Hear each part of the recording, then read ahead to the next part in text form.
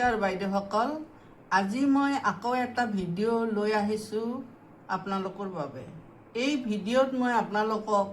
দেখুৱাম কেনেকৈ sleeveless blouse চিলাই কৰা হয় এই ব্লাউজৰ সাইজ হয় 40 এই ব্লাউজটো প্ৰিন্সেছ কাট বুলি কোৱা হয় আজি মই লাইনিং দিয়া ব্লাউজ প্ৰিন্সেছ কাট ব্লাউজ কেনেকৈ চিলাই কৰা হয় তাৰ পিছ কেইটা মই দেখুৱাই আছোঁ এইটো হয় পিঠিৰ পিছ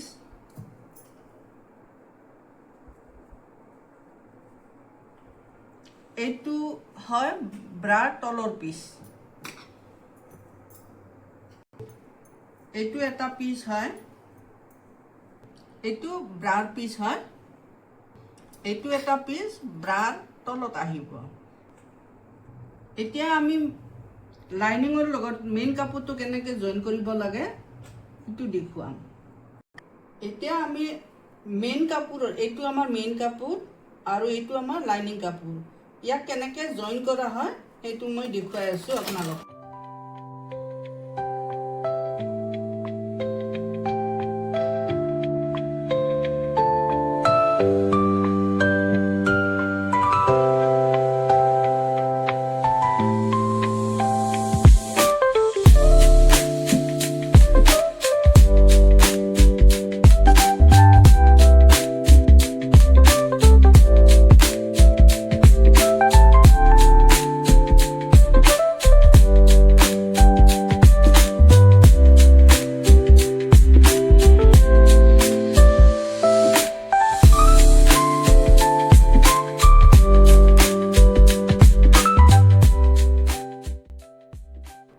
এইটো হয় পিঠিৰ পিছটো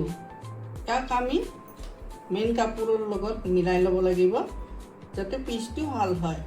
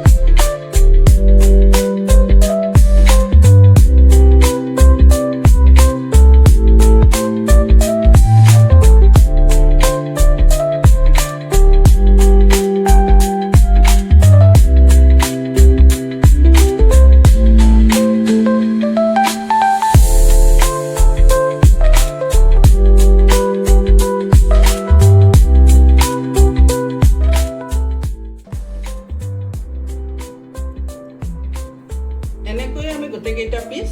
কাটি ল'ব লাগিব ফিটিং কৰি উঠি গোটেইখিনি কাপোৰ কৰি ল'ব লাগিব ৰেডি কৰি ল'ব লাগিব তাৰপিছত আহিব আমাৰ চিলাইবিলাক কেনেকৈ কোনটো জইন কৰা হয় এই পিছটো এইটো ব্ৰাড পিছ হয় এইটো আমি এতিয়া এয়া কাটিংটো আপুনি দেখিছে কেনেধৰণে কাটা আছে ইয়াক আমি জইন কৰি ল'ম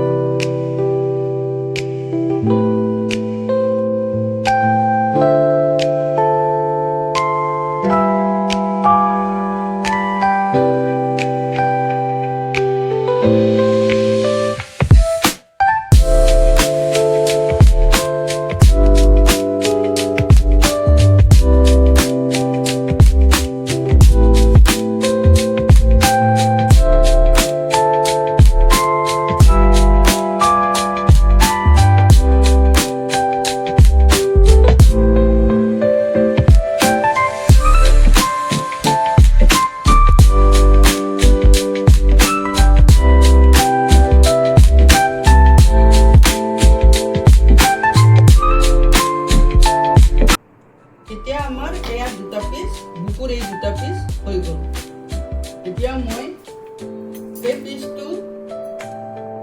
এইটো পিচ এনেকৈ চিলাই এইটো বুকুৰ পিচ হয় ইয়াতে হুক থাকে আৰু এই বস্তুটো তলফালে গুচি যাব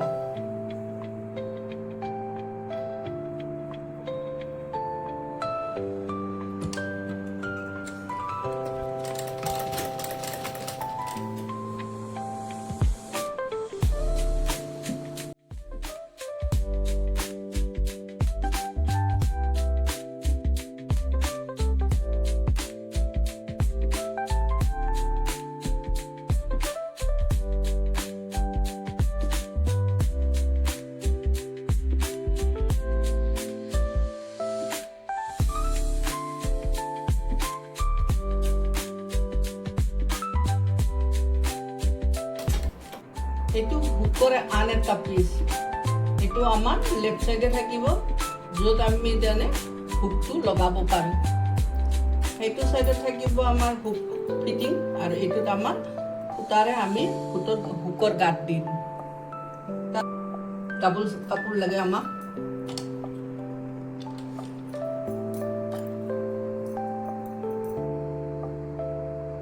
এতিয়া মই পিঠিৰ ফালৰ লগত সন্মুখৰ ফালটো জইন কৰি আছো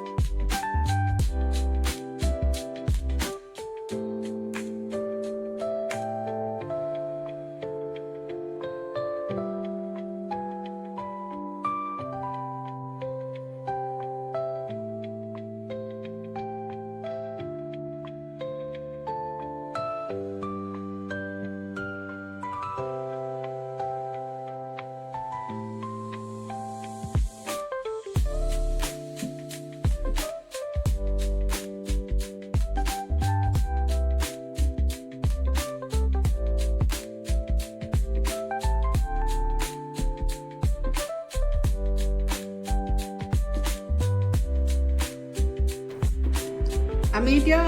পাইপিং দিব লাগিব ডিঙিৰ আৰু হাতৰ পাইপিং যেহেতু স্লিভলেস ব্লাউজ হয়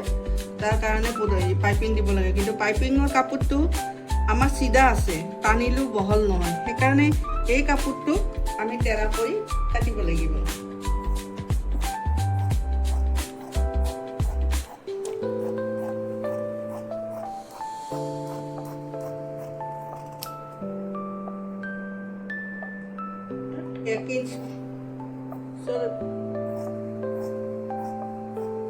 1 ইঞ্চ ললে হৈ যাব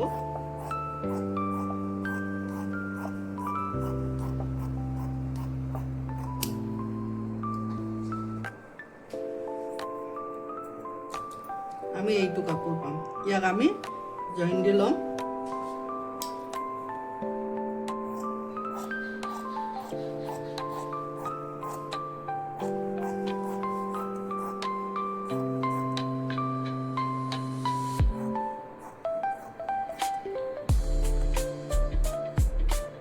ইয়াত জইন হ'ব এই কাটা পাইপিং পিচটো আমি এনেকুৱা ধৰণে তেৰা কৰি দুটা সাইড তেৰা কৰি লৈ জইন কৰিব লাগিব